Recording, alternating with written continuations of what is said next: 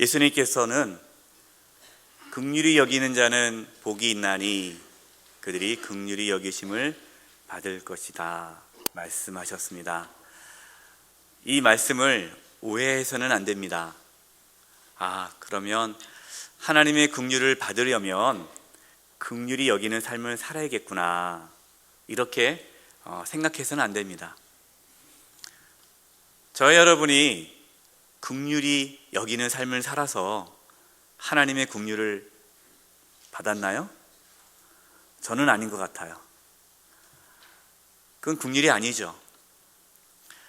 우리는 하나님께 긍휼을 받을 만큼 한 일이 없어요.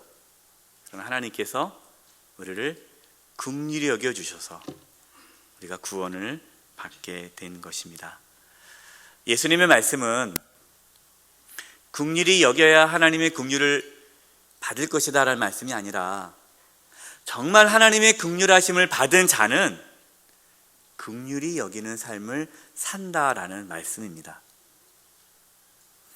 그렇기 때문에 긍휼히 여기는 자는 복이 있는 겁니다. 왜냐하면 이미 그는 하나님의 긍휼을 받은 자이기 때문입니다. 우리가 앞서 마음이 가난한 자, 애통하는 자, 온유한 자, 의에 주리고 목마른 자가 복이 있다라는 말씀을 들었습니다.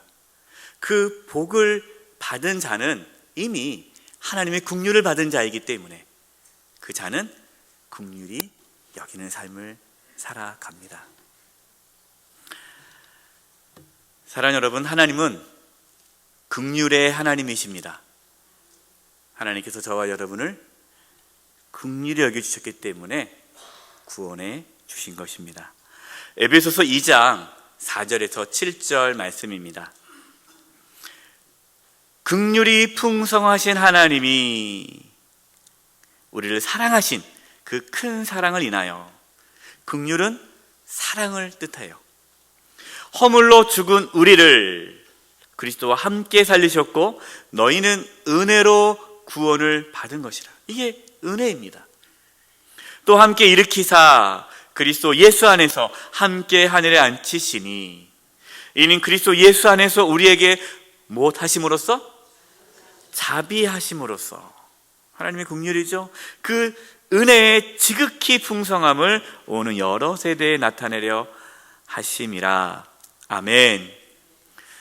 저와 여러분이 구원받을 만한 일을 해서 구원받은 것이 아닙니다.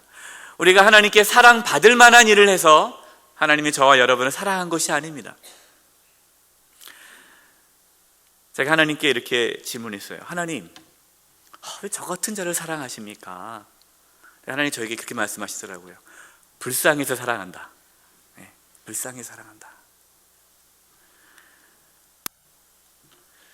하나님은 저와 여러분을 긍휼히 여겨 주십니다. 그래서 우리는 구원을 받았고 이 자리까지 올 수 있었습니다. 이제 긍휼이라는 단어에 대해서 좀 더 깊이 있게 살펴보려고 합니다. 긍휼이라는 이 헬라어 단어는 엘레오스인데요, 오늘 본문에 나와 있는 이 헬라어가 엘레오스인데, 이 엘레오스라는 이 긍휼이라는 헬라어를 히브리어로요 두 개로 이렇게 나눠서 사용합니다. 첫 번째 히브리 언어는 라함이라는 히브리어예요. 이 라함이라는 뜻은요, 슬픔, 애통이라는 단어입니다. 그런데 이 슬픔, 애통은, 이 라함은 상대방, 지금 슬픔과 아픔을 겪고 있는 그 상대방의 처지를 깊이 이해하고 공감하면서 함께, 여기서 중요한 단어가 함께예요. 함께 아파하고 슬퍼하는 것, 이것이 긍휼입니다. 긍휼의 첫 번째 의미는요, 함께 슬퍼하고 아파하는 것입니다.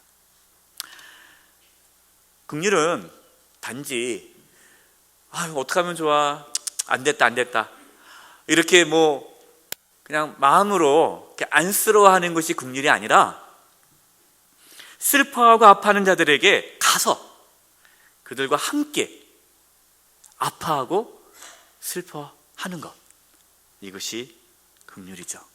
하나님은 긍휼의 하나님이십니다. 하나님께서 저와 여러분을 바라보시고 우리가 죄악 가운데 지옥으로 가는 모습을 보면서 아유, 안 됐다. 저 인간들 어떡하냐, 지옥 가네 하고 하나님께서 안타까워하고 계시지 않았다는 거예요. 하나님께서 그 인간과 우리와 함께하기 위해, 함께 아파하고 슬퍼하기 위해 이 땅에 오셨습니다. 바로 그분이 예수님이십니다. 예수님은 하나님의 긍휼이 나타난 하나님의 놀라운 은혜입니다. 빌립보서 2장 6절과 7절입니다. 여기서 그는 예수님을 뜻합니다. 예수님은 근본 하나님의 본체시나 하나님과 동등됨을 취할 것으로 여기지 아니하시고 오히려 자기를 비워 종의 형체를 가지사 사람들과 같이 되셨고, 아멘. 예수님은 하나님의 본체세요. 하나님이세요. 그러나 우리와 함께하기 위해, 우리와 함께 아파하고 고통을 느끼기 위해 인간으로 이 땅에 오셨습니다. 그럼 이것이 하나님의 긍휼입니다.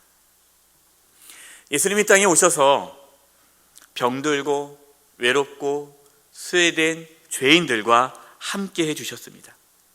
약한 자들의 친구가 되어 주셨습니다. 예수님을 믿는 자라면 예수님처럼 그렇게 긍휼의 삶을 살아가게 되어 있습니다. 긍휼의 삶을 잘 보여준 말씀이 있는데요, 로마서 12장 15절 말씀입니다. 같이 한번 읽어보겠습니다. 시작. 즐거워하는 자들과 함께 즐거워하고 우는 자들과 함께 울라. 아멘. 우는 자들과 함께 울라. 이것이 긍휼이에요. 어떤 권사님께서 모임에서 이야기를 나누다가 자기 아픔을 이야기해 주셨습니다. 사랑하는 자녀를 먼저 하나님 곁에 보내게 되었어요. 얼마나 권사님께서 아프고 슬프겠습니까? 교회에서 많은 성도님들이 와서 위로해 줬다고 합니다. 근데 전혀 위로가 안 된대요. 아유, 권사님 힘내. 아들 좋은 데 갔잖아. 천국 갔잖아. 속으로 네가 한번 당해봐라. 그 말 나오나. 아, 권사님, 하나님은 뜻이 있을 거야. 하나님의 뜻이 있을 거야. 힘내.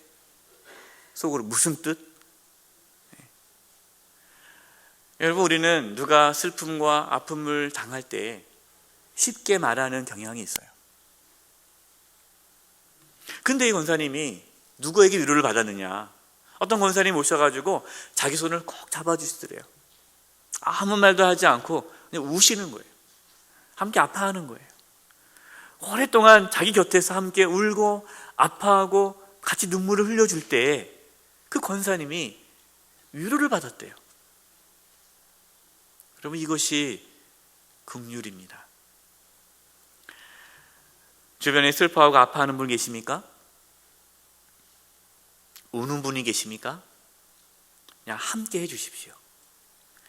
다른 말은 하지 마시고요, 함께 아파해 주시고 함께 우세요. 그것이 긍휼입니다.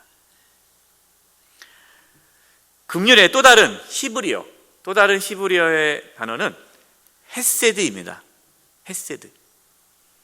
이 헤세드라는 단어를 많은 의미로 쓸 수 있는데요, 사랑, 인자, 자비 이렇게 번역할 수 있는데, 이 헤세드라는 이 긍휼이라는 이 단어는 단지 함께 해주고 함께 아파하는 것으로 끝나지 않은 긍휼이에요. 실제적으로 그 고통당하는 자가 그 어려움을 이겨낼 수 있도록 구체적인 도움을 주는 긍휼입니다. 희생과 섬김이 따르는 긍휼이에요. 그래서 긍휼의 두 번째 의미는 실제적인 행동으로 도와주는 것입니다. 예수님께서 우리를 긍휼히 여겨주셨습니다. 그래서 이 땅 가운데 오셨습니다. 함께 하셨습니다. 우리와 함께 아파하시고 슬퍼해 주셨습니다. 그러나 예수님께서는 그곳으로 끝나지 않으셨습니다. 예수님께서는 저와 여러분의 죄를 대신 짊어지시고 십자가에 피 흘려 죽으셨습니다. 예수님은 함께 아파해 주시고 슬퍼해 주실 뿐만 아니라 저와 여러분을 살리기 위해, 구원하기 위해 자신의 살과 피를 내어 주셨습니다. 바로 이것이 긍휼입니다. 빌립보서 2장 8절입니다. 아까 빌립보서 2장 6절 7절 읽었는데요, 사람의 모양으로 나타나사, 이것이 우리와 함께 하시는, 함께 고통을 나누게 이 땅에 오신 예수님이죠. 자기를 낮추시고 죽기까지 복종하셨으니 곧 십자가에 죽으심이라. 아멘. 예수님께서 긍휼의 삶이 무엇인지를 누가복음 10장에 나오는 선한 사마리아인의 이야기를 통해 말씀해 주셨습니다. 어떤 사람이 예루살렘에서 여리고로 내려가다가 강도를 만납니다. 저도 성지순례를 가보니까요, 선교사님이 얘기해 주더라고요. 예루살렘에서 여리고로 가는 길에 이렇게 언덕이 있고 산이 이렇게 있어요. 그래서 강도들이 많이 숨어 있대요. 지금이야 강도가 없는데 예수님 당시 때는 강도들이 거기 많이 있어서 많이 봉변을 당한답니다. 도둑에게, 강도들에게 다 빼앗기고 맞아서 거의 죽게 되어 있는 그 상황에 쓰러져 있는 거예요. 마침 제사장이 지나갑니다. 제사장이 보면서 안 됐다, 어떡하냐 하면서 가는 거예요. 예배 인도하러 가야 되니까. 좀 이따가 이제 레위인이 지나가요. 레위인이 보면서 어떡하냐, 많이 맞았네, 안 됐다 하고 그냥 지나가는 거예요. 그때 사마리아 사람이 지나갔습니다. 누가복음 10장 33절 35절입니다. 어떤 사마리아 사람은 여행하는 중 거기에 이르러 그를 보고 불쌍히 여겨. 이게 긍휼이죠. 긍휼. 34절이에요. 가까이 가서 기름과 포도주를 그 상처에 붓고 싸매고. 여러분, 이게 긍휼이에요. 자기 짐승에 태워 주막으로 데려가서 돌보아 주니라. 그 이튿날 그가 주막 주인에게 데나리온 2를 내어주며 이르되 이 사람을 돌보아 주라. 비용이 더 들면 내가 돌아올 때에 갚으리라 하였으니. 아멘. 사랑하는 여러분, 바로 이것이 긍휼입니다. 긍휼은 단순히 불쌍한 마음만 갖는 것이 긍휼이 아닙니다. 필요한 자에게, 고통 가운데 있는 자들에게 자신의 것을 나눠주는 것, 이것이 긍휼입니다. 하나님께서 긍휼하신 분이기 때문에 우리에게 이렇게 말씀합니다. 너희도 긍휼을 여기라. 누가복음 6장 36절입니다. 너희 아버지의 자비로우심 같이 너희도 자비로운 자가 되라. 아멘. 자, 이제 그러면 구체적으로 우리가 긍휼을 알았으니까, 그럼 우리가 도대체 누구를 긍휼히 여겨야 할까요? 첫째, 고통 가운데 있는 자들을 긍휼히 여겨야 됩니다. 가난한 자, 병든 자, 소외된 자들을 긍휼히 여기는 겁니다. 왜요? 하나님께서 그분들을 긍휼히 여기세요. 여기서 긍휼히 여기라는 것은 단순히 우리 주변의 어려운 분들을 보고 안타까워하는 것이 아니라 실제적으로 우리의 물질과 시간을 그들과 함께 나누는 것입니다. 예수님은 가난한 자들, 병든 자들, 소외된 자들과 함께 하셨습니다. 또 그들의 필요를 채워주셨습니다.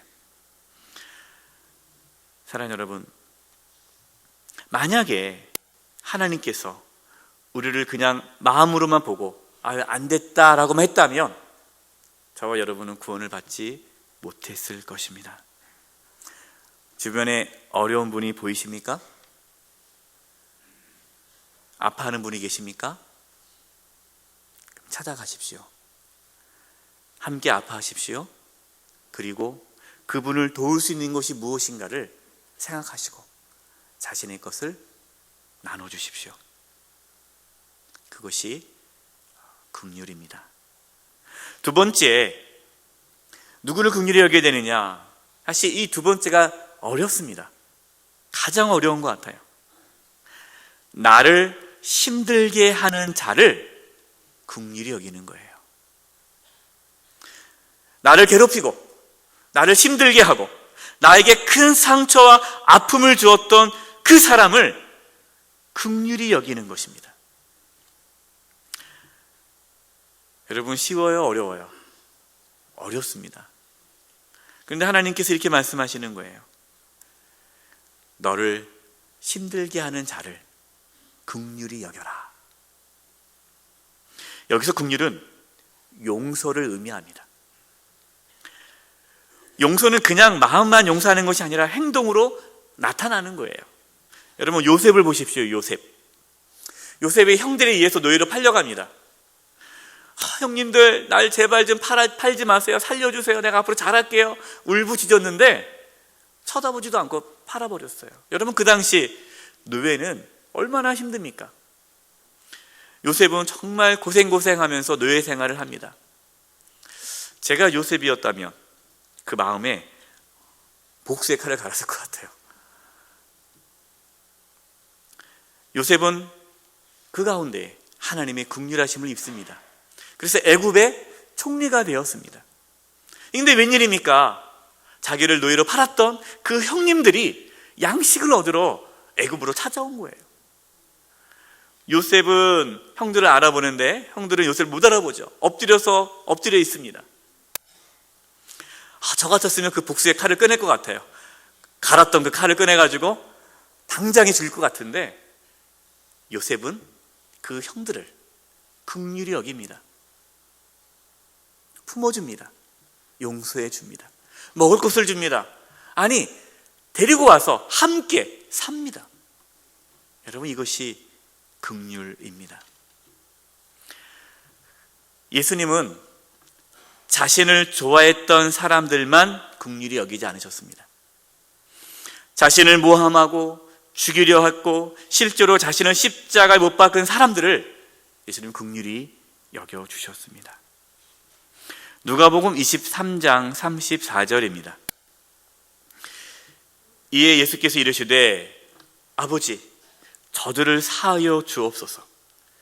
자기들이 하는 것을 알지 못함이니이다 하시더라. 아멘. 예수님은 저 원수들을 하나님 갚아달라고, 내 원수를 갚아달라고 기도하지 않으셨어요. 자신을 힘들게 하는 자들을 용서해달라고 기도했습니다. 사랑하는 여러분, 많은 그리스도인들이 이 용서 때문에 힘들어합니다. 다 알아요. 주기도문을 우리가 하지 않습니까? 우리가 다른 사람을 용서한 것 같이 우리를 용서해달라고 늘 기도하기 때문에 내가 용서해야 한다는 걸 알아요. 근데 용서가 안 되잖아요. 그래서 힘들어요. 그래서 용서 이야기에 나오면은 상처를 받아요. 우리 목사님 또 용서하라 하는구나. 또 나보고 하는 말이네. 용서를 못해서 힘든데요, 더 놀라운 것은 용서를 하지 않아서도 힘들어요.